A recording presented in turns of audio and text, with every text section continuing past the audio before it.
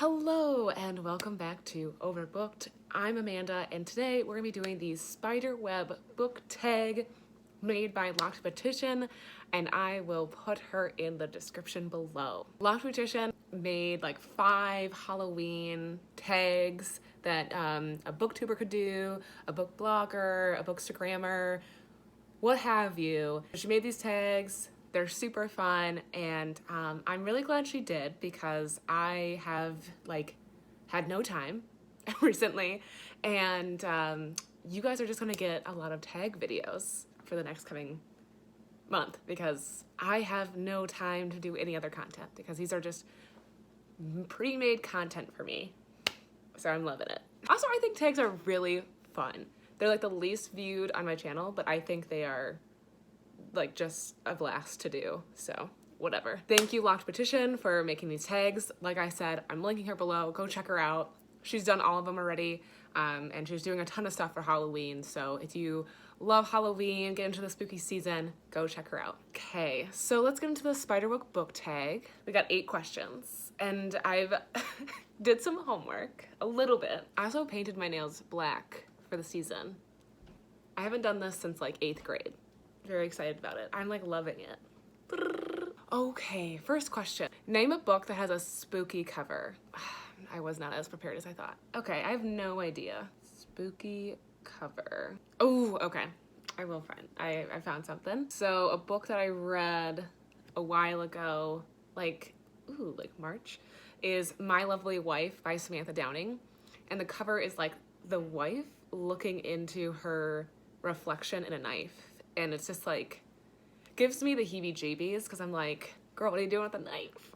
Just put it down, you know? You don't need to. There's a mirror. I'm sure you got a bathroom somewhere. Yeah, that one's a little freaky. That was also kind of a very freaky book. I listened to that on audiobook and I got really scared. So, scary. Do you prefer reading in the dark or in the morning, and why? I think in the dark means like at night, obviously, and then we're in the morning. Ooh, so I can't really work in the read in the morning because I always like have so many like things I want to get done, and like I love like just sitting down and reading with like no obligations. You know what I'm saying? Like I love like the house is clean, a candle is set, lit, and there's just everything is settled and I am done for the day, and then I can read, and I love it. But I also do love reading on my couch in the morning because our window that's like right here behind the camera has like the morning light, and I do like reading with that. In a roundabout answer, both. I don't know. I love reading in the morning when it's like gentle, like I'm just waking up, I don't really feel like doing anything. Sunday mornings I like reading in the morning because usually Saturday mornings I get my shit done, cleaned up. Sunday I can do it. Otherwise, like during the week, I read during the night because I like work during the day in the morning. So my retirement will be amazing because I can just like read whenever I want all the time. It's gonna be fun. Name a book with more twists and turns than you can count. I remember a couple years ago, I read this book called The Last Time I Lied by Riley Sager, and I thought that one had a ton of twists, and I could not figure out where it was going. Like I kept trying to guess what was gonna happen, got it wrong every time, and then like the last chapter or page, like just like, you're like, what the frick is going on? You're just like, blown away. I think that one had a lot of twists and turns. I just couldn't keep up. And I really liked it. So I haven't read a lot of Riley Sager since then, and I've heard like some like mixed reviews on him, and I heard that he came out with another book. It's like Home Before Dark or something. A lot of mixed reviews on that. So I don't know if I should like go ahead and read it. I've been thinking about it, then maybe I will. But that had a lot of twists and turns. Name a character that was affected or died from a potion or poisonous bite.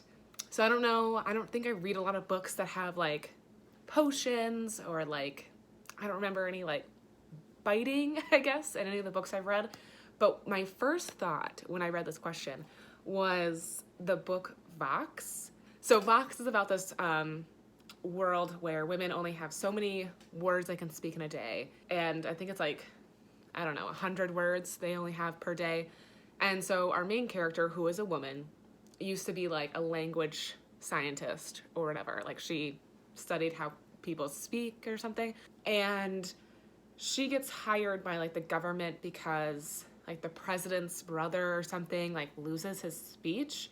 And she was like the best in the country. So they like hire her to like figure this out. And like once she's like in it and like working and she's like in the science lab, she's like that the government runs, she discovers like all of this other weird, funky, super concerning stuff going on.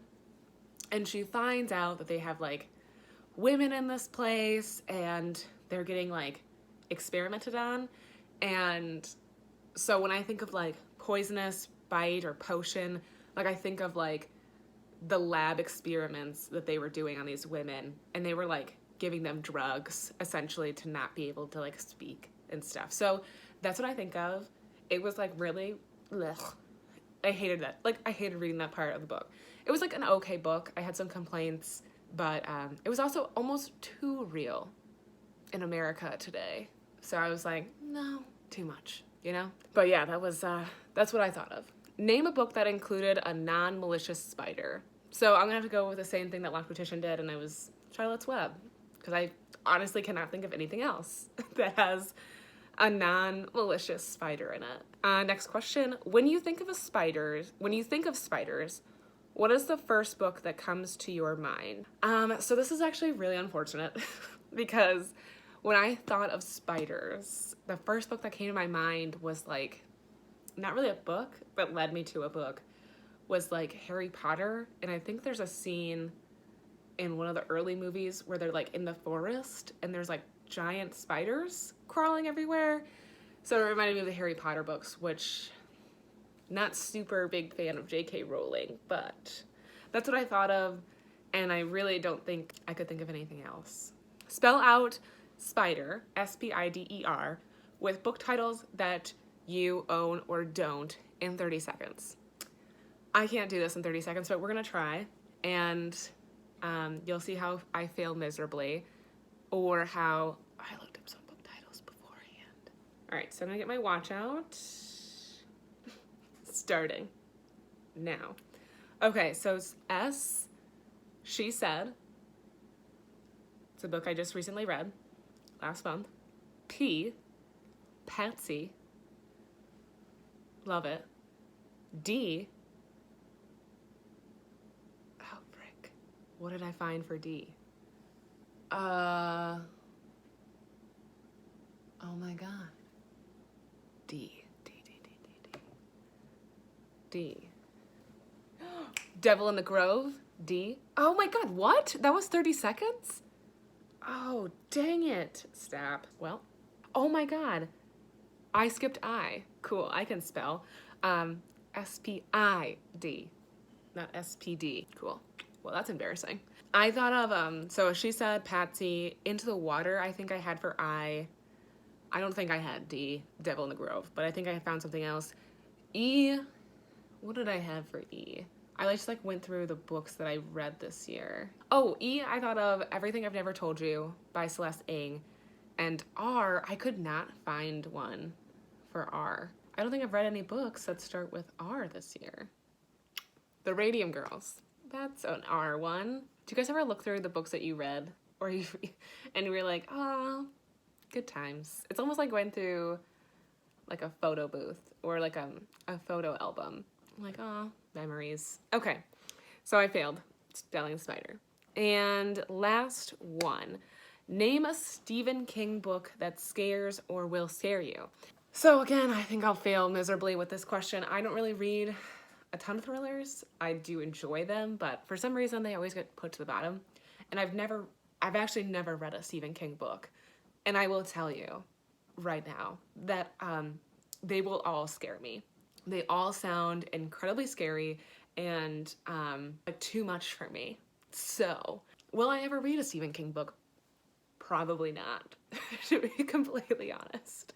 All right, well, that was the Spiderweb book tag by Loc'D Booktician. She made the whole tag. I'll put the questions down below. I'll put her information below. Check her out. Like I said, she put in a lot of work to make these tags.